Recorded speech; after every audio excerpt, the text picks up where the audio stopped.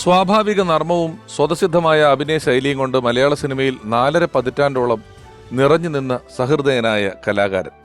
നാടകവേദിയിൽ നിന്നും ചലച്ചിത്ര ലോകത്തെത്തി നിരവധി കഥാപാത്രങ്ങളിൽ സാധാരണക്കാരനായ മലയാളിയുടെ ഭാവുകത്വം സന്നിവേശിപ്പിച്ച അദ്ദേഹം കോഴിക്കോടൻ സംഭാഷണ ചാരുതയിലൂടെ കലാലോകത്ത് തന്റെ സവിശേഷമായ സ്ഥാനമുറപ്പിച്ചു. കോഴിക്കോട് കല്ലായിയിൽ തടി അളവുകാരനായി തൊഴിൽ ചെയ്ത അയാൾക്ക് സിനിമയിലെ നാടൻ വേഷങ്ങളെല്ലാം അനായാസമായ അഭിനയ തികവോടെ അവതരിപ്പിക്കുവാനായി. ചായക്കടക്കാരൻ, പോലീസ് കോൺസ്റ്റബിൾ, അസൂയക്കാരനായ അയൽക്കാരൻ, അധ്യാപകൻ, ബ്രോക്കർ, ഡോക്ടർ തുടങ്ങി വിവിധ കഥാപാത്രങ്ങളിൽ തിളങ്ങിയപ്പോഴെല്ലാം ഒട്ടുമിക്ക വേഷങ്ങൾക്കും തനി നാടൻ തമാശകളുടെ ചിരിക്കൂട്ടുകൾ തെളിഞ്ഞു നിന്നു. കീലേരി അച്ചുവും ഗഫൂറും പൊതുവാളും ഹംസക്കോയയും കുഞ്ഞനന്ദൻ മേസ്തിരിയും അടങ്ങുന്ന രസകരമായ കഥാപാത്രങ്ങൾക്കൊപ്പം പെരുമഴക്കാലം, കുരുതി, ഉരു തുടങ്ങിയ ചിത്രങ്ങളിലെ ക്യാരക്ടർ വേഷങ്ങളിലൂടെയും പ്രേക്ഷകരെ വിസ്മയിപ്പിച്ചു ഈ നടൻ.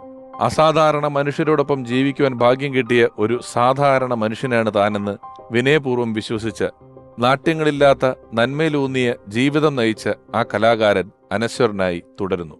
ഓർമ്മയിലെന്നും മാമുക്കോയ. ഭദ്രേ താപസകന്യ ആശ്രമമേതെന്ന് ചൊല്ലു. അല്ല, നിങ്ങൾ ഇവിടുന്ന് ബെല്ലെടുത്തോണ്ട് പോയോ?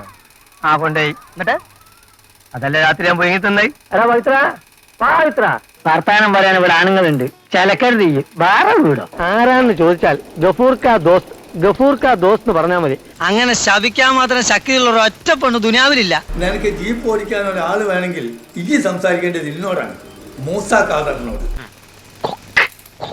നിങ്ങൾ സബൂറാക്കി ഒക്കെ സലാമത്താവും. പഠിച്ചാൽ അമ്മായിരിക്കും ബോംബെന്നാണ്. അല്ലി ഒല്ലി മാഫി മുസ്കിലും പറഞ്ഞ് റിവേഴ്സ് മിറർ നോക്കിയിട്ട് ഒരൊറ്റ ഇടല. കൊച്ചു കള്ള വശീകരണ മന്ത്രം വല്ലതും കയ്യിലുണ്ടോ? അല്ല, ആദ്യം കണ്ടത് നമ്മൾ തന്നെ. എടാ, ഞങ്ങളോട് രണ്ടാളോട് കളിക്കാൻ ആരുണ്ടാ? ഇന്ന് ഈ TV ആക്കിയാലോ? ഇവനെ ഞാൻ 1ാം സമ്മാനം.